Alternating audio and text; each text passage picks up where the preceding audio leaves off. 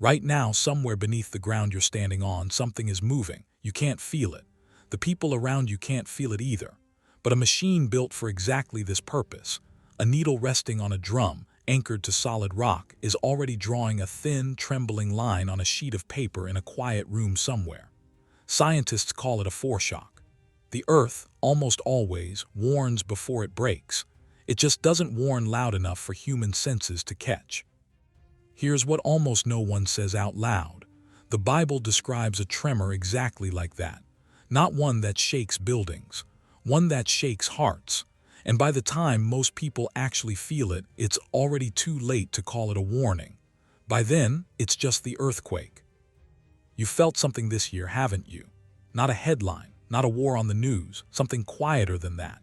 A heaviness with no clear source. A sense that things you once would have wept over now barely make you blink. A funeral scrolls by in your feed the same speed as an advertisement. You've noticed it in yourself, maybe with a small flicker of shame, and then you kept scrolling because everyone else around you seems just as worn down, just as numb, so surely it's normal. Surely it's just the times. That feeling has a name in Scripture, and strangely, it has a name in science too. And when you put those two names side by side, something becomes very hard to keep ignoring. Here is the part almost no prophecy teaching tells you. Most of what you've heard about the last days points outward. Wars, nations rising, technology, Jerusalem, all of it real, all of it worth watching closely. But Jesus, in the longest answer he ever gave about the end of the age, said something far stranger than any war. He said, "Because lawlessness will increase, the love of many will grow cold." Not vanish in an instant, not explode into something dramatic, cool, slowly.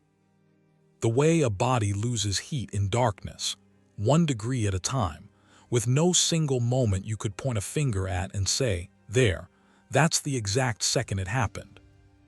That isn't a poetic flourish religious teachers use to sound serious. That's a measurable, gradual process, and geologists have an entire field of study built around tracking exactly that kind of slow, invisible motion. A seismograph doesn't actually detect the earthquake itself. It detects the tremor that arrives before anyone on the surface feels anything at all.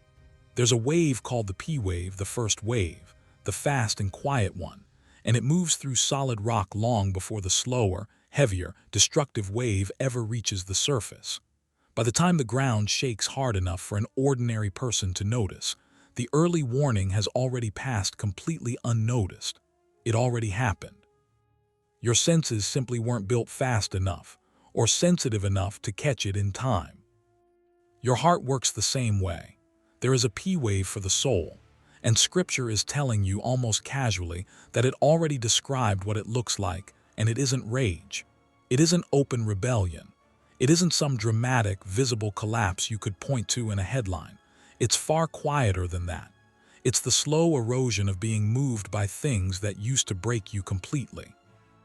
Now here's where this gets heavier, because there's a second piece to this puzzle, and it comes from a completely different field of study.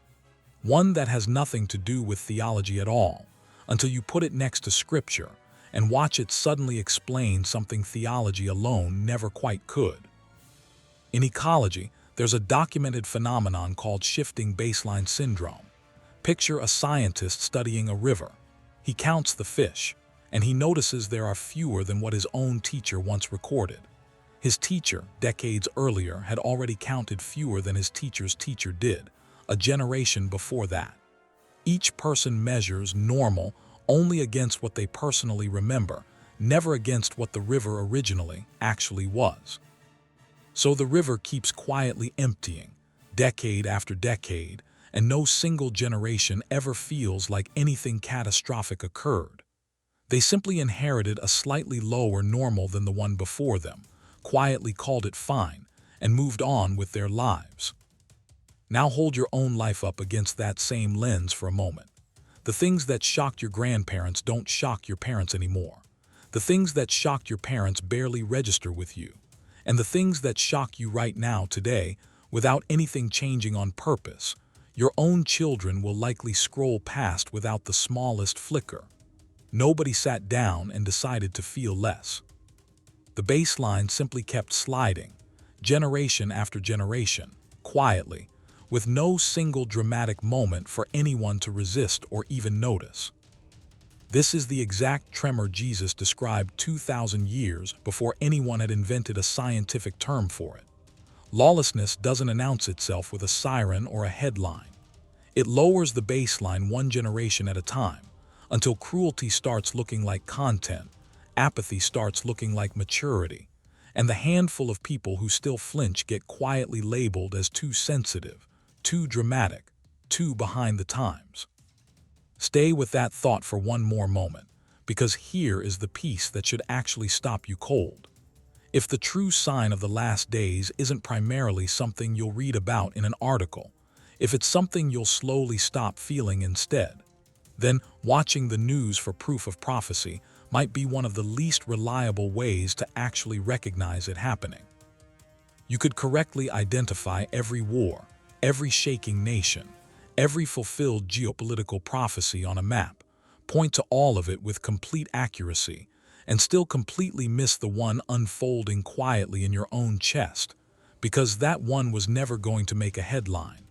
It only ever makes silence. So how exactly do you measure a tremor you can't consciously feel? This is where the instrument itself matters more than the event it's measuring. A seismograph only works because of one design choice almost nobody ever thinks about. The drum holding the needle does not move. It is bolted directly to bedrock. Everything around it can shake violently, the building, the soil, the surrounding air, but the recording device itself has to remain perfectly still, or it cannot register that anything moved at all. If the seismograph shook along with the earth in perfect sync, every single reading would show a flat, calm, undisturbed line. No tremor, no warning, just a machine moving in such complete agreement with the very thing it was built to detect that it becomes functionally blind to it. That is precisely what happens to a heart that slowly drifts along with its own culture instead of staying anchored somewhere fixed. If your personal sense of normal shifts every single time the culture around you shifts, you will never feel the tremor because you are moving in perfect rhythm with the very thing you needed to be measuring. You lose the one fixed point that would have let you notice the difference. And a heart with no fixed point left doesn't usually become cruel overnight. It just slowly, quietly loses the ability to tell. Scripture was never trying to frighten you with secret timelines or hidden calendars. It was trying to hand you bedrock. Heaven and earth will pass away, but my words will never pass away. Not a countdown, an anchor point. Something deliberately built to refuse shifting its baseline to match the decade, the algorithm, or the news cycle. Something solid enough that you can finally press your own quiet numbness against it and feel, for the first time in a while, exactly how far you've actually drifted. So here, gently, is the real question sitting underneath everything you just heard. Not are the nations shaking right now. They always have been in every century since long before this one. The real question is simpler and far more personal. What used to break your heart that doesn't anymore? What would have stopped you completely in your tracks 5 years ago that you now scroll past without a second thought? That specific answer, the one only you can give, the one no headline could ever hand you, sits far closer to genuine prophecy fulfilling than almost anything happening overseas right now. And if you found even one thing, one small thing you used to feel deeply and somehow don't anymore, understand that this isn't a verdict against you. It's a foreshock. It's an early reading, arriving exactly on time. It's the kindest kind of warning that exists, the kind that still leaves you enough time to recalibrate before a heavier wave ever has the chance to arrive. Watchfulness was never really about predicting the next disaster scrolling across a screen. It was always about staying anchored enough to still feel your own heart moving, long before it drifts too far to notice the difference at all. The ground beneath this world is going to keep trembling. That part has honestly never been in question in any generation. The real question Scripture keeps quietly circling back to isn't whether you're skilled at reading the signs out there. It's whether anything can still genuinely move you in here.